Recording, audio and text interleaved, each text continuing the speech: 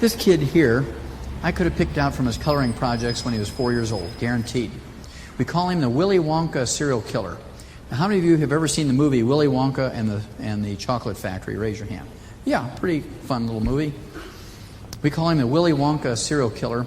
When he was 4 years old, he was caught on the shoulder of a little state highway in Indiana, HH, eating roadkills, like hard taco shells. I mean, we used to call these things sail cats. They were run over so many times they were dry, you could use them like Frisbees, right?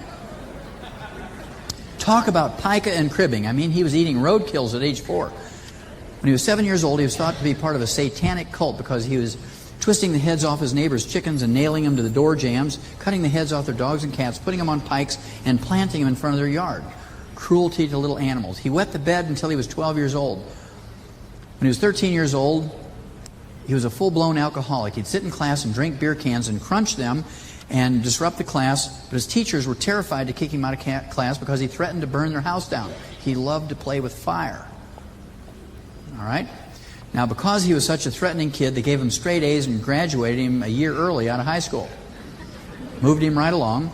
He then joined the Army and became a medic because he had such good grades. They made him a medic and encouraged him to apply to medical school. The only reason he did not get into medical school was he was being treated as an alcoholic in the Army.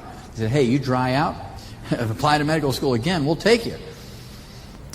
Well, after 3 years, the Army kicked him out as being a hopeless alcoholic. He moved up to Milwaukee and lived with his grandmother, and he worked in a chocolate factory for 4 years. And he ate chocolate for breakfast, lunch, and supper because it was free to employees.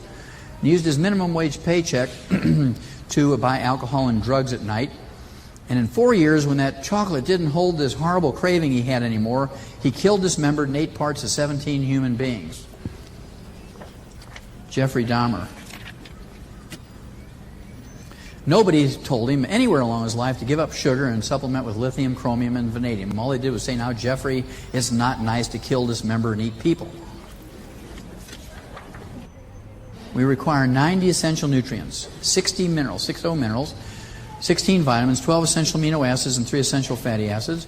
In olive oil, which has a ton of evidence, in terms of its brain health benefits. We now have meta-analyses that show that extra virgin olive oil actually has a profoundly anti-inflammatory effect. It actually shares some of these mechanisms with ibuprofen, which is a non-steroidal anti-inflammatory drug, but chronic use of that drug coincides with heightened risk for cardiovascular events, for example. But extra virgin olive oil is essentially as anti-inflammatory as a low dose of that drug, but without any of the negative side effects, only good.